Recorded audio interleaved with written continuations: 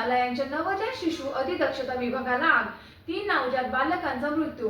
अमरावती येथील जिल्हा स्त्री रुग्णालयाच्या नवीन इमारतीत नवजात शिशु अतिदक्षता विभाग म्हणजेच आयसीयू पहाटे 3:30 वाजता या दुर्घटनेत उपचार घेत असलेल्या 3 नवजात बालकांचा दुर्दैवी मृत्यू झाला।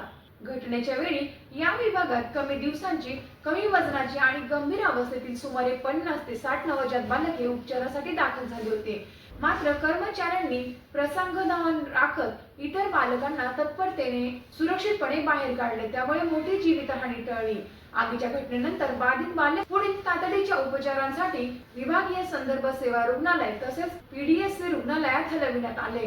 संदर्भ सेवा रुग्णालयात दाखल 4 बालकांपैकी एका बालकाची प्रकृती चिंताजनक असून त्याच्या हाताला व पायांना गंभीर दुखापत झाली आहे, तर उर्वरित 3 बालकांवर किरकोळ भाजल्याच्या जखमांवर उपचार सुरू आहेत। प्राथमिक अंदाजानुसार शॉर्ट सर्किटमुळे ही आग लागल्याचा संशय व्यक्त केला जात आहे।